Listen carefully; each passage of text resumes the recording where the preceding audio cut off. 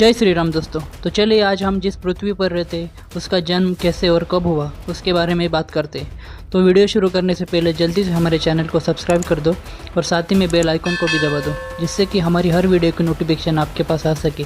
तो चलिए वीडियो शुरू करते हैं। ब्रह्मांड और दुनिया हमेशा से ही इंसानों के लिए रहस्य का विषय रहे। आज हम जिस जगह पर बैठे हो वो जमीन आज से करोड़ों साल पहले 8500 डिग्री के तापमान से उबल रही थी। या जिस जगह पर बैठे हो वो जगह लाखों सालों तक बर्फ से ढकी हुई थी। ये दोनों बातें सच है। इस कुछ मिनटों की वीडियो के अंदर आप पृथ्वी के कई करोड़ों सालों का सफर देखने वाले हैं। तो चलिए जानते हैं पृथ्वी की उत्पत्ति कैसे हुई। दरअसल पृथ्वी की उत्पत्ति काफी रहस्यमयी है। पृथ्वी का निर्माण के पहले और साथ साथ कई भयंकर एस्ट्रोनॉमिकल घटनाएं भी हुई थी और साथ ही आकाशगंगा में काफी कुछ बदलाव भी हुए थे, क्योंकि पृथ्वी सौर मंडल का एक हिस्सा है। इसलिए पृथ्वी के निर्माण के बारे में जानने से पहले हमें यह जानना होगा कि हमारे सौर मंडल का निर्माण कैसे हुआ। दरअसल सौर मंडल का निर्माण पृथ्वी के जन्म से बहुत पहले हुआ है। इसलिए सौर मंडल के जन्म को जाने बिना पृथ्वी के जन्म के बारे में कोई अनुमान नहीं लगाया जा सकता। सौर मंडल की उत्पत्ति के बारे में वैज्ञानिकों का मानना है कि सौर मंडल के निर्माण से पहले ना तो कोई ग्रह था और ना ही सूर्य। सौर मंडल का निर्माण एक नेबुला गैस के बादल में विस्फोट होने से हुआ है। उस विस्फोट के बाद उसके अंदर की धूल और गैस अलग होते चले गए। गुरुत्वाकर्षण के कारण बादलों का अधिकांश हिस्सा केंद्र की ओर दबने लगा और केंद्र में जमा होने लगा और धीरे धीरे न्यूक्लियर फिशन की रिएक्शन के कारण केंद्र में कई अधिक ऊष्मा पैदा होने लगी, जिसके परिणाम स्वरूप सूर्य की उत्पत्ति हुई। वही चारों ओर घूमने वाले धूल कण गुरुत्वाकर्षण की वजह से एक दूसरे से जुड़ने लगे। इस जुड़ाव की वजह से इनके आकार भी बड़े होने लगे, जिसके बाद ये ग्रहों के रूप में बदल गए। पृथ्वी तकरीबन 4.5 अरब साल पुरानी है। सौर मंडल के नेबुला में विस्फोट होने से धूल कणों के एक जगह इकट्ठे होने से जिन ग्रहों का निर्माण हुआ उसमें से ही पृथ्वी भी एक ग्रह थी। पृथ्वी की उत्पत्ति के समय थिया नामक ग्रह 50 किलोमीटर प्रति सेकंड की गति से पृथ्वी की ओर बढ़ रहा था। यह गति बंदूक से निकली गोली से 20 गुना अधिक होती है।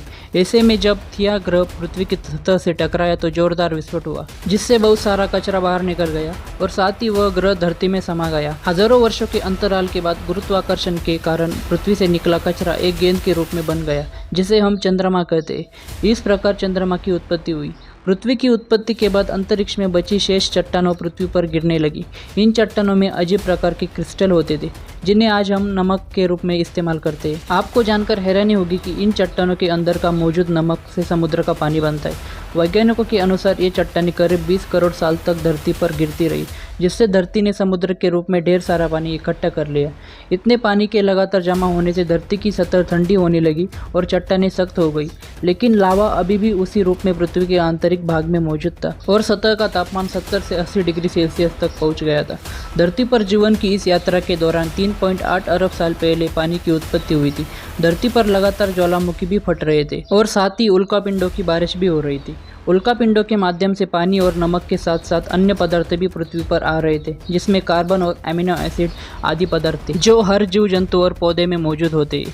इतनी ऊंचाई से उल्कापिंड गिरने के कारण पानी में चले जाते थे, जहां सूर्य की किरणों का उन तक पहुंचना असंभव था। बाद में ये उल्कापिंड ठंडे होकर पानी में जमने लगे। इसके बाद ये एक तरह से चिमनियों का आकार लेने लगे और ज्वालामुखी के दरारों में पानी घुसने से चिमनियों से धुआं निकलने लगा, जिसने बाद में एक तरह के केमिकल का रूप ले लिया। इससे पृथ्वी पर सूक्ष्म जीवन प्रारंभ हुआ और पृथ्वी पर एकल कोशिका जीवाणु की उत्पत्ति हुई। हजारों सालों बाद एक वक्त ऐसा आया जब पृथ्वी में ज्यादा ऑक्सीजन बढ़ने के कारण ये सूक्ष्म जीव मरने शुरू हो गए, और एक वक्त ऐसा आया जब पृथ्वी की जमीन आज के मार्स जैसी लाल हो गई थी।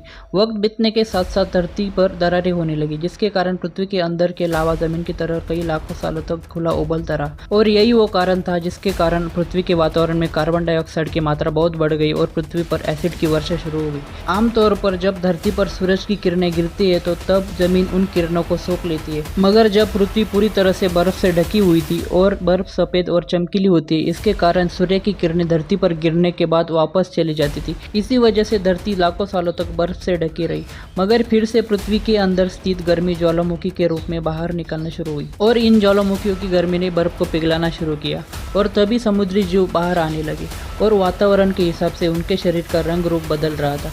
धीरे धीरे ये जानवर डायनासोर्स में परिवर्तित हो गए। कुछ डायनासोर शिकार किया करते थे, इसके कारण वो छोटे और तेज होते गए, और कुछ डायनासोर पेड़ पौधे खाने लगे। इसकी वजह से उनका शरीर लंबा और विशाल होने लगा।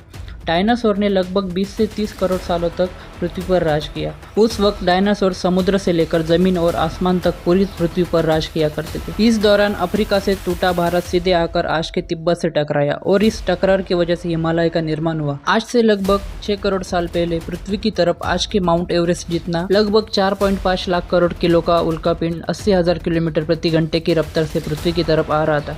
पृथ्वी की सतह को छूते ही उसमें भयंकर आग लगी और वह जलते हुए सीधा पृथ्वी से टकराया। जहाँ ये उल्कापिंड गिरा वहाँ के जानवर पेड़ तुरंत भाप बनकर जल गए। गिरते ही पृथ्वी पर पूरी तरह धूल फैलने लगी। समुद्र में भयंकर तूफान आने लगा। भूकंप और आग ने पृथ्वी को जलाना शुरू किया। कुछ ही घंटों में हानिकारक गैस ने पृथ्वी को नर्क बना दिया। जैसे ही धरती पर वातावरण ठीक हुआ वैसे ही ये जीव जमीन से बाहर आना शुरू हो गए। उस वक्त पृथ्वी पर बर्फ पिघलना शुरू हुई थी, जिसके कारण अफ्रीका में घने ठंडे जंगल हुआ करते थे और इसी वक्त ये जमीनी जीव बंदरों में परिवर्तित हुए। मगर जैसे जैसे पृथ्वी गर्म होने लगी वैसे वैसे अफ्रीका के जंगल सूखने लगे। जंगल की चीजें खाने वाले बंदरों को खाने की कमी होने लगी। खाने की तलाश में उन्होंने अपने पैरों पर चलना शुरू किया, जिससे उन्हें दूसरे जानवरों की शिकार करने में मदद मिलती थी। धीरे धीरे बंदर वानर में परिवर्तित हुए। खाने की तलाश में ये वानर दूसरी जगह फैलने लगे और धीरे धीरे उनके शरीर रंग रूप वहाँ के मौसम के हिसाब से बदलने लगे। वक्त के साथ हम आदिवासी बने। हमने हथियारों से लेकर आग का आविष्कार किया। हम धीरे धीरे इंसानों के रूप में विकसित हुए। हमने धर्म से लेकर परिवार और भाषा और संस्कृति का निर्माण किया। वक्त के साथ साथ हम विकसित होते गए और आज हम इस पृथ्वी की सबसे विकसित प्रजाति बन चुके हैं। पृथ्वी को आज के जैसा बनने के लिए लगभग 450 करोड़ साल का वक्त लगा है।